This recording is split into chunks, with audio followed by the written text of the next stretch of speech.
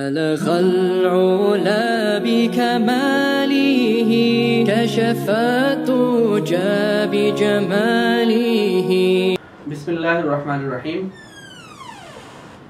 حضرات گرامی، آج کے دور میں جہاں اور مسائل سر اٹھا رہے ہیں وہاں پر مالی معاملات، مالی مسائل، مالی مشکلات سر فہرست ہیں. بلکہ میں سمجھتا ہوں کہ بہت سے مسائل کا اس کی جو وجہ ہے، اس کے موجب ہے، وہ مالی معاملات کی خرابی ہے یا عدم توازن کہہ لیں یا جو بھی آپ اسے عنوان دے لیں. ایک تو مہنگائی، دوسری طرف جو گزشتہ سال سے جو کرونا کی بیماری، اس کی وجہ سے لاک ڈاؤن، پھر بے روزگاری، اور ویسے بھی ان معاملات کے علاوہ بھی مالی مشکلات ہمارے لیے اس لیے بھی بڑھ گئی ہیں کہ ہم نے ضروریات زندگی سے زیادہ لوازمات زندگی پر محنت اور غور اور دلچسپی اور ان کو اولیت دینا شروع کر دی ہے. ضروریات زندگی کو پس پش ڈال کے، یا یوں کہہ لیں کہ فوقیت جو ہم دے رہے ہیں وہ لوازمات زندگی کو دے رہے ہیں. کچھ اس وجہ سے بھی ہم مالی معاملات کا رونا رو رہے ہیں کہ ہم نے خود زندگی کو مشکل بنایا ہے.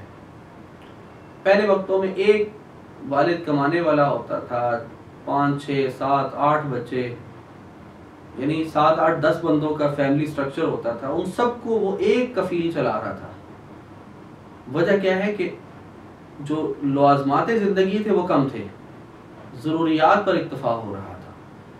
اب ہم نے ضروریات تو وہی ہیں جو پہلے تھی، لیکن اب لوازمات ہم نے بہت بڑھا دیے ہیں اور ان کو ضروریات کا درجہ دے دیا ہے، بلکہ اس پر فوقیت دے دی ہے.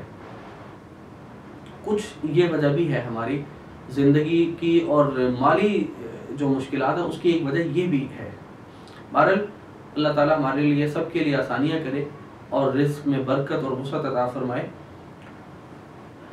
لیکن بعض دفعہ ہم لوازمات زندگی میں اتنا نہ بھی پڑیں تو بھی ہمارے لیے مسائل پیدا ہو رہے ہوتے ہیں. یا پہلے کاروبار اچھا چل رہا تھا، اب ہمارا کاروبار کمزور پڑ گیا ہے، رکاوٹیں آ رہی ہیں، یا جاب کے مسائل ہیں، یا بالکل ہی بے روزگاری ہو گئی ہے، یا کام بند ہو گیا ہے اور قدم قدم پہ رکاوٹیں آ رہی ہیں. بعض دفعہ یہ بھی ہوتا ہے. پہلے جو میں نے گزارش کی وہ اس لیے کی کہ ہم اس چیز پر بھی نظر ڈالیں کہ کہیں اس وجہ سے تو نہیں ہم پریشان ہو رہے. لیکن اگر وہ چیزیں اپنی جگہ پہلے جیسی ہیں اور پہلے ان سب چیزوں کے باوجود گزارا چل رہا تھا، لیکن اب ایک دم سے جو ہے وہ ہم پیچھے سے پیچھے آنا شروع ہو گئے ہیں اور نیچے سے نیچے آنا شروع ہو گئے ہیں، تو پھر ہمیں دیکھنا پڑے گا. اور اگر بالکل خدا نخواستہ کوئی بندہ بالکل کہتا ہے کہ میں زمین پر لگ گیا ہوں، یا بالکل میری بریک لگ گئی ہے، میرے راستے بند ہو گئے ہیں، تو ایسے حضرات کے لیے ایک عمل میں عرض کرنا چاہوں گا کہ آٹے کی 313 چھوٹی چھوٹی گولیاں بنا لیں، جتنی بھی چھوٹی آپ بنا سکیں. ان کو ایک دن بنا کے دھوپ پہ رکھ کے ان کو سکھائیں. سکھانے کے بعد جب بالکل وہ سخت ہو جائیں تو گھر کے کچھ افراد بیٹھ جائیں، چاہے ایک بندہ بیٹھے، چاہے 2، چاہے 4، وہ لوگ جو سنجیدگی سے پڑھ سکتے ہیں، اور سورۃ مزمل پڑھیں ایک گولی پر 1 مرتبہ. جتنے زیادہ افراد ہوں گے اتنی کم، یعنی ایک بندے کے حصے میں آئے گی اور کم وقت میں آپ مکمل کرنے میں کامیاب ہو جائیں گے. تو ایک گولی پر 1 دفعہ پڑھیں اور اس کو الگ سے کسی ڈبے میں، کسی چیز میں ڈالتے جائیں تاکہ وہ مکس نہ ہو آپس میں. وہ پڑھائی کر کے جب 313 گولیاں پوری ہو جائیں تو ان کو آپ چلتے پانی میں بہا دیں، لیکن صاف پانی میں، یہ سیوریج کے نالے والے میں نہیں، بلکہ چلتے ہوئے صاف پانی میں بہا دیں.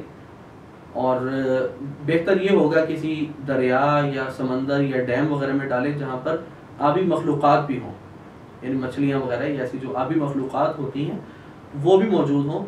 تو اس جگہ پر آپ ڈالیے گا تاکہ وہ مخلوقات ان چیزوں کو کھا بھی لیں. تو آپ یہ عمل ایک بار کر لیں، پانی میں اس کو بہا دیں.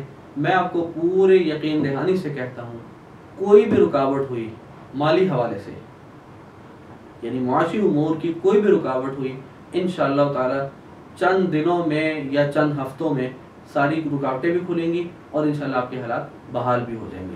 اور اس عمل کے ساتھ میں ایک اضافی طور پہ ایک چیز عرض کروں گا کہ صبح و شام 11 بار یعنی اس عمل کے بعد سورۃ مزمل کا معمول رکھیں تاکہ اس کی افادیت جو ہے وہ جاری رہے.